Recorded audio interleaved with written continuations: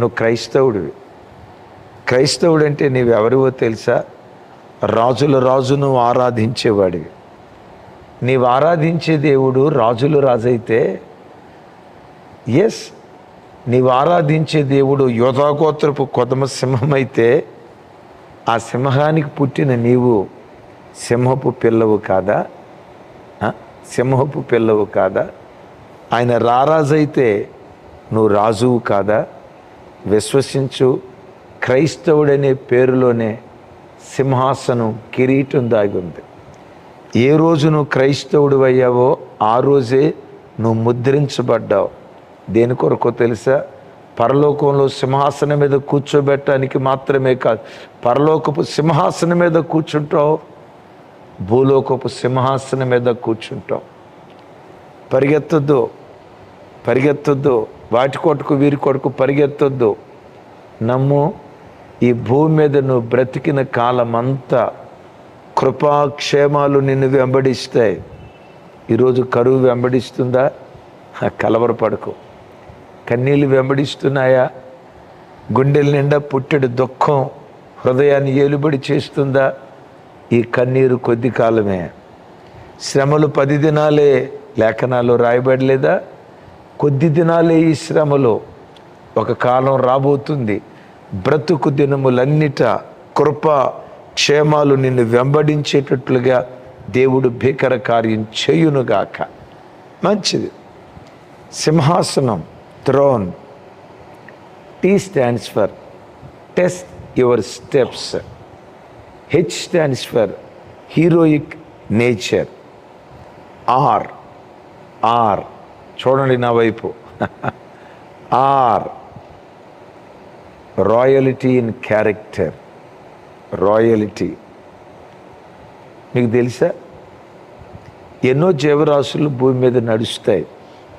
మిమ్మల్ని అడుగుతా, వాటి నడకలు, కుక్క నడుస్తుంది, ఆవు నడుస్తుంది, ఎద్దు నడుస్తుంది, గేదె నడుస్తుంది. రైట్, అందరూ నడుస్తారు. కానీ ఈ నడకలన్నిటిలో టీవీగా నడిచేది ఏది చెప్పండి? ఒకసారి చెప్పండి. టీవీగా మీరు ఎప్పుడైనా జూకు వెళ్ళినప్పుడు సింహం నడిచే నడక చూడండి. అబ్బాబ్బాబ్బా, రాజస్వం ఉట్టిపడేటట్లుగా టీవీగా నడుచుకుంటూ వెళ్తుంది. ఇది లోకరీతిగా మనం నోటితో చెప్పటమే కాదు, లేఖనం కూడా దాన్ని అంగీకరిస్తుంది. చూడండి ఆ మాట. సామెతల గ్రంథం 30వ అధ్యాయం 30వ వచనం చూడండి. 30వ వచనం, రైట్. 29వ వచనం చూడండి. 29వ వచనంలో 29వ వచనంలో రాయబడిన దివ్యమైన మాట, టీవీతో నడుచున్నవి 4 కలవు. ఎలా నడుస్తాయట? టీవీతో నడుస్తాయి. వాటిలో మొదటిది సింహమే. యేసయ్యకి మహిమ కలుగును గాక. అంటే ఈ మాట విని అనయ మనం కూడా సింహంలాగా టీవీగా నడుచుకుంటూ వెళ్ళాలా? నో. నడక ప్రవర్తనకు గుర్తు. నడతకు సాదృశ్యం. నీ నడత టీవీగా ఉండాలి. రాజరికం ఉట్టిపడే వ్యక్తిత్వం కలిగిన వాడిగా నువ్వు బ్రతకాలి. సింహానికి ఉన్న ఆ టీవీతో కూడుకున్న జీవితం ఏంటో తెలుసా? అది వేటాడి తాను వేటాడిన ఆహారమే తింటుంది. కానీ ఇతర జంతువులు వేటాడిన ఆహారాన్ని పొరపాటున తినదో. వాటి రాయల్ నేచర్. సింహం ఆకలైన పొరపాటున గడ్డి తినదో. విన్నారన్నమాట. సింహానికి ఎంత ఆకలైనా తాను వేటాడి తాను కష్టపడి సంపాదించిన ఆహారాన్ని భుజిస్తుంది. కానీ చూడండి, ఓ తోడేలు సంపాదించిన ఆహారాన్ని, ఇంకో నక్క సంపాదించిన ఆహారాన్ని, మరో కుక్క సంపాదించిన ఆహారాన్ని ఆహారం కోసం ఇది ఎగబాకదు. నేనంట అట్లా ఎగబాగితే ఇది ఎట్లా టీవీతో కూడుకున్న నడక అవుతుంది? అసలు ఇది ఎట్లా రాజు అవుతుంది కదా? సింహం వేటాడినప్పుడు సింహభాగం అది తిని, విన్నారా, మిగతావి కుక్కలకు వదిలిపెట్టిపోతాయి, నక్కలకు వదిలిపెట్టిపోతుంది. తెలుసా మీకు? నక్కలకు వదిలిపెట్టేస్తుంది. సింహభాగం, సింహం శ్రేష్టమైన వాటిని తింటుంది. ఏవి తింటుంది చూడండి. సంఖ్యాకాండం 23వ అధ్యాయం, సంఖ్యాకాండం 23వ అధ్యాయం 24వ వచనంలో భక్తుడు బిలాము ఇలా ప్రవచిస్తూ మాట్లాడతాడు. ఏమంటాడు తెలుసా? ఇదిగో ఆ జనము ఆడ సింహము వలె లేచును, అది సింహము వలె నిక్కి నిలుచును, అది వేటను తిని చంపబడిన దాని రక్తము త్రాగు వరకు పండుకొనదు. అది వేటాడి వేటాడి తాను వేటాడిన దాన్ని చంపి దాని రక్తం త్రాగి దాని మాంసాన్ని తినే వరకు తాను వేటాడిన దాన్ని తింటుంది, కానీ ఇతరులు వేటాడిన దాన్ని తినదు. ఇతరుల కష్టాధ్యతాన్ని ఆక్రమించుకోవటానికి ప్రయత్నం చేయదు. తమ్ముడా, చెల్లి, నీ నడక కూడా టీవీగా ఉండాలి. నీ కష్టాధ్యత మీదే నువ్వు ఆధారపడి బ్రతుకు. కుటుంబాన్ని పోషించుకోవటానికి కష్టపడు. మనస్సులో కూడా ఇతరులది ఆశించుకో. ఇతరుల కష్టాధ్యతాన్ని దోచుకోవటానికి ప్రయత్నం చేయకో. నీది కాని వస్తువు నాది అని ఎంచుకోవటానికి కానీ, నీది కాని స్థలం నాది అని బలవంతంగా ఆక్రమించుకోవటానికి కానీ, లేఖనాల్లో చూస్తాం కదా, నీ పొరుగువాని ఎద్దునైనా, నీ పొరుగువాని గాడిదనైనా, నీ పొరుగువాని వస్త్రాన్నైనా, నీ పొరుగువాని భార్యనైనా ఆశించవద్దు. నేనంట ఆశించటమే తప్పు అయితే ఆక్రమించటం ఇంకెంత ఘోరమైన తప్పు. నీ భార్య కాదుగా. పరాయి భార్య చెంత చేరటానికి అది సింహపు గుణమా? రోత నడక, వంకర నడక, కుటిలమైన నడక. భర్తను మోసం చేసి పరపురుషుని కౌగిల్లో బ్రతకటం అది టీవీతో కూడుకున్న నడక. వివాహం కాకుండా అక్రమదారులకు వెళ్ళి ఆశాయిచ్చులు తీర్చుకోవటం అది టీవీతో కూడుకున్న నడక. నెవర్. ఏది టీవీతో కూడుకున్న నడకో తెలుసా? పరమగీతాల్లో ఓ స్థలంలో రాసి ఉంటుంది. ఎరిగిన వాళ్ళు కింద కామెంట్ బాక్స్లో రాయండి. రాజకుమార పుత్రిక, నీ పాదరక్షకములతో ఎంత అందముగా నడుచుచున్నావు. వా, విన్నారా? రాజకుమార పుత్రిక, నీ పాదరక్షకములతో ఎంత అందముగా నడుచుచున్నావు. దేవుని ఎదుట అందమైన నడకేదో తెలుసా? వాక్యానికి అనుగుణ్యంగా నడిచే నడక, టీవీతో కూడుకున్న నడక. మనం చెప్పాను, మావయ్య ఈ సౌలును లేపేద్దాం, ఈటి పక్కనే ఉంది, సౌలు చచ్చాడా, వెంటనే నువ్వు రాజు అవుతావు అని మేనల్లుళ్ళు చెప్పారు.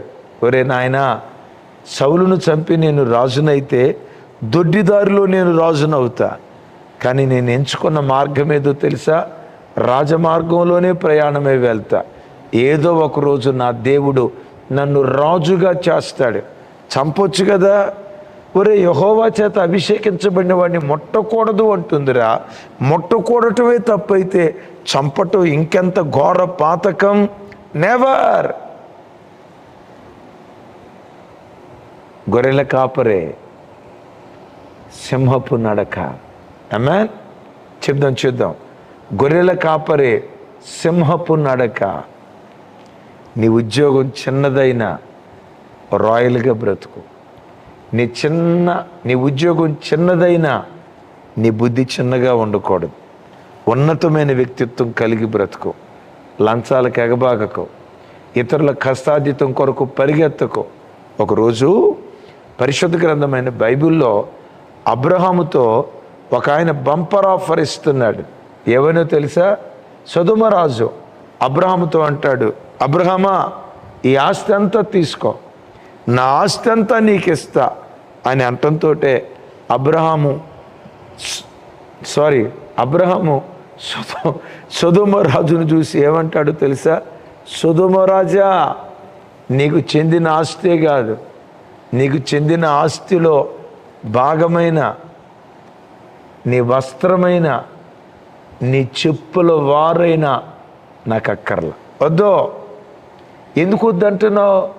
ఒకవేళ నేను తీసుకుంటే సొదొమ రాజు అబ్రహామును ఆశీర్వదించాడు అని అంటారు. నాకు రావలసిన పేరేంటో తెలుసా?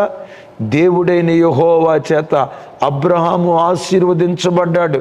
ఆ ఘనత నా దేవునికి రావాలి, ఆ మహిమ నా దేవునికి రావాలి. అబ్రహాము పరదేశే, దేవుడు పంపితే బ్రతుకు తెరువు నిమిత్తం కనాను దేశానికి వచ్చిన వాడే పరదేశే. కానీ నడక టీవీతో కూడుకున్న నడక. అబ్రహామును వదిలిపెట్టాడా? అన్ని విషయాలలో రాజుగా ఆశీర్వదిస్తే ఆయన ఆశీర్వాదాన్ని చూసి ఏ దేశంలో బ్రతకటానికి వచ్చాడో ఆ ప్రాంతంలో ప్రజలు అబ్రహాము ఎదుట సాగిలపడి ఏమంటారో తెలుసా? నీవు మా మధ్య మహారాజువై ఉన్నావు. వా, నేను ఎప్పుడు చెప్తా కదా, కింగ్ ఎక్కడున్న కింగే. సింహాసనంలోనే సింహం దాగి ఉంది. క్రైస్తవుడా, నీ లోపటే సింహాసనం దాగి ఉంది. భయపడుకో, సింహాసనం లోపట నువ్వు దాగి ఉన్నావు. వాళ్ళు అంటారు నీవు మా మధ్య మహారాజు అయి ఉన్నావు. కారణం ఏంటో తెలుసా? టీవీతో కూడుకున్న నడక. కొంతమంది ఉంటారు, కోట్లకు పడగెత్తిన వాళ్ళు ఉంటారు, వృద్ధాప్య పింఛన్లు తీసుకుని ఎప్పుడు ఆత్మలు ఉంటారు. హైదరాబాదులో నెలకొచ్చి లక్షల రూపాయల జీతం. ఆ తల్లిదండ్రులు మాకు పిల్లలు లేరని పల్లెటూరులో మాకు పిల్లలు లేరు ఇట్లా ఏదో ఒక దొంగ సర్టిఫికెట్ పెట్టి 3,000 రూపాయల కొరకు కక్కుర్తి పడతారు. ప్రభుత్వం వాళ్ళు ఇచ్చే 5,000 రూపాయల కొరకు కక్కుర్తి పడతారు. యోగ్యులు తీసుకోవచ్చు, తప్పులేదు.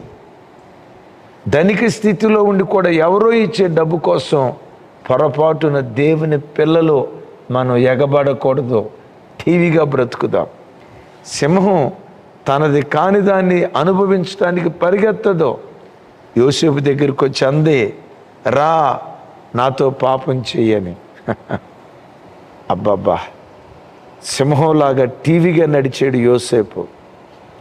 నువ్వు ఒక ఆవిడికి భార్యవే, ఇంత ఘోరమైన దుష్కార్యం చేసి యెహోవా దృష్టికి నేను ఎట్లా పాపాన్ని కట్టుకొందును అంటాడు.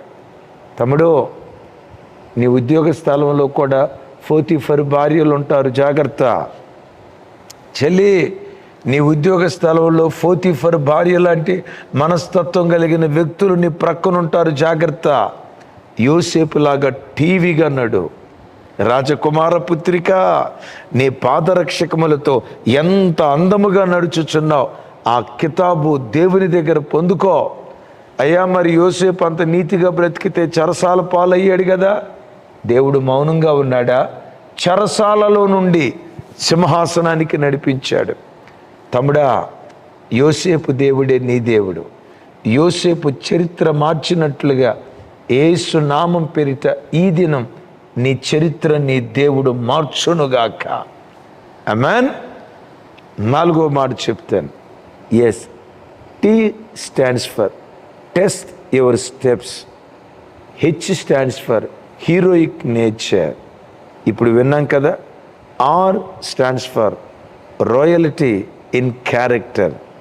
ఓ stands for oneness in life. Oneness in life. Oneness in life. Right. దీనికి సమాధానం చెప్పే ముందు, వివరణ ఇచ్చే ముందు మిమ్మల్ని అడుగుతా, కింద కామెంట్ బాక్స్లో రాయండి. అయితే ఒకటి, మీరు తొందరపడి కామెంట్ పెట్టద్దు. అయితే ఇది పూర్తిగా విని చివరిలో వర్తమానం అంతా విన్న తర్వాత విన్నదాన్ని బట్టి కామెంట్ పెట్టద్దు. మీకు తెలిసింది కామెంట్ పెట్టండి. సింహం సింగిల్గా ఉంటుందా, గుంపుగా ఉంటుందా? ఎగైన్ నేను మిమ్మల్ని అడిగే మాట, సింహము సింగిల్గా ఉంటుందా, గుంపుగా ఉంటుందా? ఇప్పుడు కామెంట్ రాయండి. రైట్, కామెంట్ పెట్టారా? రైట్. మీరు ఏమని కామెంట్ పెట్టుంటారో నేను ఒక మాట అంట, చాలామంది ఏమనుకుంటారంటే సింహం ఎప్పుడు సింగిల్గా వస్తుంది, పందులే గుంపులుగా వస్తాయి అని మీలో ఎవరైనా కామెంట్ పెట్టారా? దీన్ని బట్టి నేను అర్థం చేసుకునేది ఏంటంటే, మీరు సినిమా డైలాగులు సినిమా మాటలు వినేటువంటి వాళ్ళు అని అర్థం చేసుకోవాల్సి వస్తుంది. సింహం ఏ సోషల్ యానిమల్, ఏ సోషల్ యానిమల్. సింహం ఎప్పుడు సమూహాలు గుంపులుగా ఉంటాయి. సింహాలు వేటాడేటప్పుడు కూడా చూడండి, ఆ పొదల మాటున ఒక సింహం, ఈ పొదల మాటున మరో సింహం, ఆ పొదల మాటున మరో సింహం, ఇలా నక్కి ముప్పేట దాడి చేస్తాయి. అది సింగిల్గా ఉన్నప్పుడు మాత్రమే ఒంటరిగా దాడి చేస్తుంది. కానీ ఎ లయన్ సోషల్ యానిమల్. మీరు కావాలంటే ఏఐని అడగండి, గూగుల్ అమ్మ తల్లిని అడగండి, మీకు సమాధానం చెప్తుంది. సింహం ఎప్పుడు సింగిల్గా ఉండదు. అది తప్పని పరిస్థితుల్లో ఎప్పుడైనా ఒంటరిగా ఉండాల్సి వస్తే ఉంటుందేమో, కానీ మ్యాక్సిమం అది సమూహాలుగా ఉంటుంది. Oneness in life. తమ్ముడు చెల్లి, ఏకత్వం, ఐక్యతలో ఉన్న బలం, ఐక్యతలో ఉన్న శక్తి ఇంత అంతా కాదు. చెప్పంటారా ఐక్యత ఎంత శక్తివంతమైనదో? ద్వితీయోపదేశకాండంలో స్థలంలో భక్తుడైన మోషే ఇలా అంటాడు. ఎరిగిన వారు కింద కామెంట్ బాక్స్లో రాయండి. ఒకడు 1000 మందిని తరుగుతాడు, ఇద్దరు 10,000 మందిని తరుగుతారు అంటాడు. ఏంటి? ఒకడు 1000 మందిని తరిమాడు. ఒకడు 1000 మందిని తరిమితే మ్యాథమెటికల్గా ఇద్దరు ఎంతమందిని తరవాలి? సింపుల్, 2000 మందిని తరవాలి. కానీ వాక్యం ఏమంటుందో తెలుసా? ఇద్దరు 10,000 మందిని తరుగుతారు అని బైబిల్లో రాయబడి ఉంది. ఈ మాటకున్న అర్థం ఏంటో తెలుసా? ఐక్యత ద్వారా శక్తి 10 అంతలు రెట్టింపు అవటానికి దేవుడు కృప చూపిస్తాడు. ఎందుకో తెలుసా? ఐక్యత కలిగిన చోట దేవుడు ఉంటాడు. విన్నారా? ఐక్యత కలిగిన చోట దేవుడు ఉంటాడు. మరలా చెప్తున్నా, ఐక్యత కలిగిన చోట దేవుడు ఉంటాడు.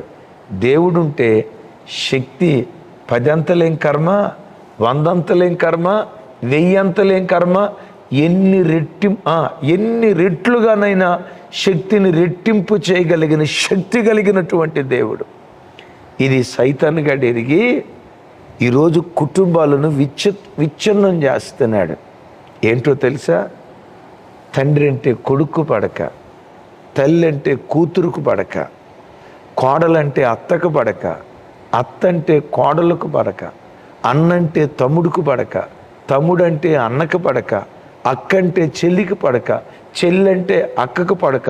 ఈ ఇంట్లో ఉన్న దరిద్రాలే మరలా సంఘాల్లో కూడా తీసుకొచ్చి ఆ అక్కంటే ఈ అక్కకు పడక, ఈ అక్కంటే ఆ అక్కకు పడక, ఈ అన్నంటే ఆ అన్నకు పడక. సంఘాలలో గ్రూపు రాజకీయాలు అయిపోయినాయి. ఎందుకు? సంఘపు శక్తి నిర్వీర్యమైపోతుంది. కుటుంబాల్లో శక్తి ఎందుకు నిర్వీర్యమైపోతుంది? ఎవరికారు విడిపోయి కుటుంబాలను బలహీనపరుచుకుంటున్నారు. ఒకసారి నా వైపు చూడండి. తాడు అనండి. తాడు బలంగా ఉంటుందా, బలహీనంగా ఉంటుందా? దారం అనండి. దారం బలహీనంగా ఉంటుందా, తాడు బలహీనంగా ఉంటుందా? తాడు చాలా బలంగా ఉంటుంది. ఎందుకు? ఎన్నో దారాల కలయికతో తాడు ఏర్పడింది. ఒక్కొక్క దారం ఎప్పుడైతే ఐక్యపరచబడిందో 3 పేటల తాడు త్వరగా తెగదు కదా. విన్నారా? 3 పేటల తాడు త్వరగా తెగదు కదా. సంగమా, ఈ ఉదయకాల వాక్యం వింటున్న అయ్యలారా, చెల్లి నా వైపు చూడు. మీ భార్యాభర్తల మధ్యలో ఐక్యత ఉందా? చెల్లి, మీ అత్తాకోడల మధ్య ఐక్యత ఉందా? అమ్మా, నీ ఇంటికి వచ్చిన కోడల్ని కూతురులాగా ప్రేమించి మంచి మనసు కలిగిన దానిగా బ్రతుకుతున్నావా? ఓ తమ్ముడా, అమ్మా నాన్నతో సమాధానంగా బ్రతకగలుగుతున్నావా? తోబుట్టుతో ఐక్యంగా బ్రతకగలుగుతున్నావా? ఐక్యత ఉంటే ప్రభంజనాలు సృష్టించడానికి దేవుడు కృప చూపిస్తాడు. ఎప్పుడైతే విడైపోతామో విలువలు పోతాయి. మీరు ద్రాక్ష పండ్లు కొనటానికి వెళ్ళారు. గుత్తులుగా ఉన్న ద్రాక్షాలు ఉంటాయి. కేజీ ఎంత సార్?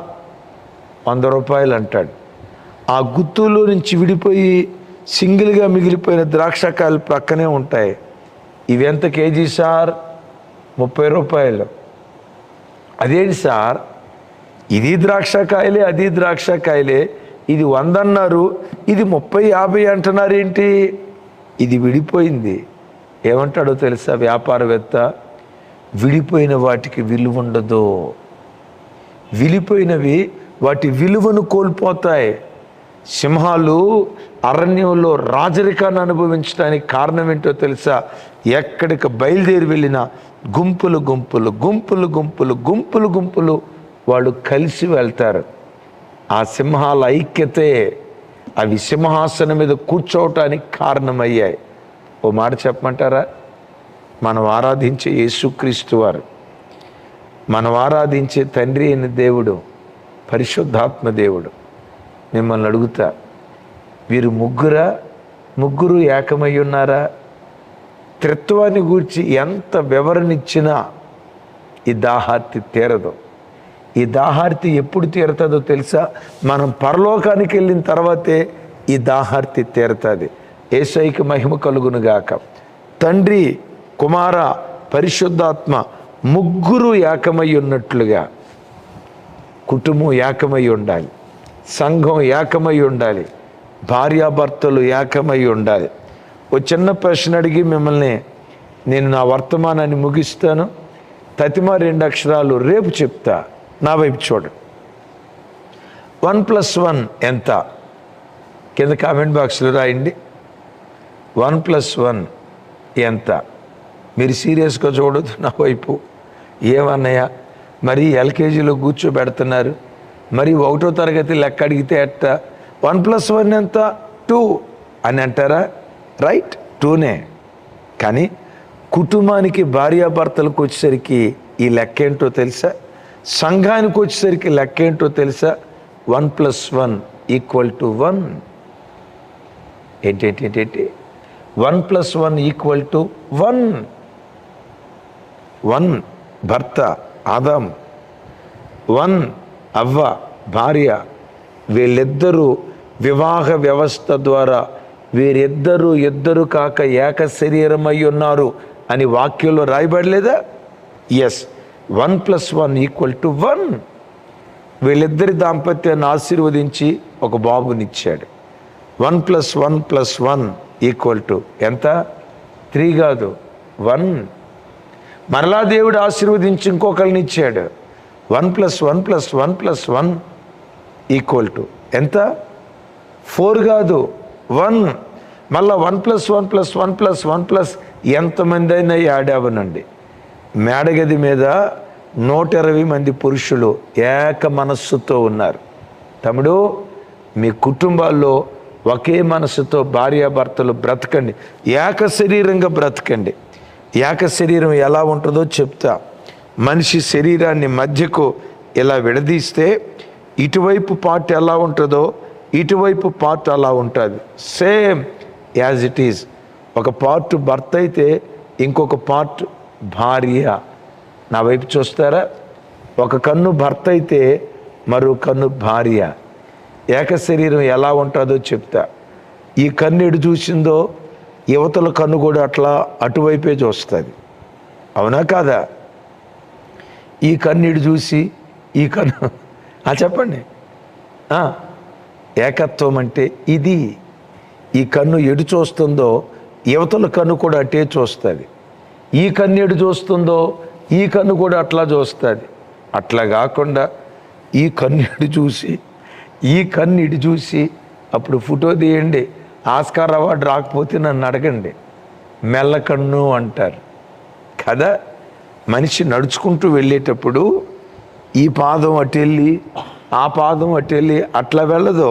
ఈ పాదం టక్ టక్ టక్ టక్ టక్ టక్ టక్ టక్ టక్ టక్. ఏక శరీరం. దైవజనమ, అలాంటి ఐక్యత మనకుంటే సింహాసనం కొరకు నువ్వు పరిగెత్తాల్సిన అవసరంలా, సింహాసనమే వెతుక్కుంటూ నీ దగ్గరికి రావటానికి దేవుడు కృప చూపిస్తాడు. ఓ మాట అడుగుతావా? నా ఇంట్లో ఉన్న అనైక్యత పారద్రోలయ్యా, మా ఇంట్లో ఉన్న వివాదాలు పారద్రోలయ్యా. ఆ ఐక్యత నీకుంటే సింహాసనం మీద కూర్చునే కృప దేవుడిస్తాడు. అద్భుతం తెలుసా? ప్రకటన గ్రంథంలో ఒక అద్భుతమైన మాట రాసింది. నేను జయించి నా తండ్రి సింహాసనం మీద కూర్చున్న ప్రకారం జయించిన ప్రతివాడు నాతో కూడా నా సింహాసనం ముందు కూర్చుంటారు అంటాడు. ఏమండి, సింహాసనం మీద కూర్చునేది ఒక్కళ్ళేగా, కానీ ఏమంటారు? నాతో కూడా నా సింహాసనం ముందు కూర్చుంటారు అంటే ఆ సింహాసనం మీద ప్రభు పక్కకు జరిగి మనల్ని కూర్చోబెడతాడేనా? కాదు. దానికి మించి అర్థం ఏంటో తెలుసా? ఆ సింహాసనం మీద ప్రభు కూర్చొని ఉంటే ఆయనలో మనం ఐక్యమైపోతాం, ఆయన మనం కలిసి బ్రతుకుతాం. మనం ఆయన పెండ్లి భార్యలం కదా, ఆయన మన పెండ్లి భర్త కదా. 1+1 = 1 అని విన్నామే. ఆ ఐక్యత యేసు నామములో నీ కుటుంబాల్లో ఉండునుగాక. ఐక్యత నీ ఇంటిలో ఉంటే ఆశీర్వాదము, శాశ్వత జీవం పొంగి ప్రవహించేటట్లుగా నా దేవుడు కృప చూపించునుగాక. తతిమ 2 అక్షరాలు రేపు మనం విందాం. ప్రార్థనలో ఏకీభవించండి. మీ కొరకు ప్రార్థన చేస్తాను. సర్వశక్తి గల తండ్రి, మాతో మీరు మాట్లాడిన శ్రేష్టమైన మీ మాటలకై వందనాలు. అవును నాయన, సింహాసనం కొరకు పరిగెత్తదు. సింహం ప్రక్కన నిలవబడుతుందని మాతో మాట్లాడావు. దాని స్వభావమే దాని సింహాసనం మీద కూర్చోబెడుతుందని. అవును నాయన, మా నడక రాయల్గా ఉండునట్లుగా టీవీతో నడిచే కృప నాకు ఈ మాటలు విన్న ప్రతి ప్రజకు దయచే. ఐక్యత కోరుకునే స్వభావం దయచే. కృపాక్షేమాల కొరకు మేము పరిగెత్తటం కాదయ్యా, నా చేతులెత్తి నీ ప్రజల కొరకు దీవిస్తున్నాను. ఆ కృపాక్షేమాలే ఈ బిడ్డలను వెతుకుతూ వచ్చునుగాక. ఆ కృపాక్షేమాలే యేసు నామం పేరిట నీ బిడ్డలను ఆవరించునుగాక. నా చేతులెత్తి దీవిస్తూ ఉన్నాను. ఈ బిడ్డల బ్రతుకు దినములన్నిట కృపాక్షేమాలతో జీవించే ధన్యకరమైన జీవితం మీరు అనుగ్రహించి సమస్త ఘనతలు మీరు పొందుకోమని యేసు నామం పేరిట ప్రార్థించి స్తుతించి పొంది ఉన్నాను తండ్రి. ఆమెన్. తండ్రి అయిన దేవుని ప్రేమ, కుమారుడైన యేసుక్రీస్తు వారి దివ్యకృప, పరిశుద్ధాత్మ దేవుని అన్యోన్య సహవాసం మనకు సకల పరిశుద్ధులకు సదా తోడయుండి నడిపించునుగాక. ఆమేన్, ఆమేన్, ఆమేన్.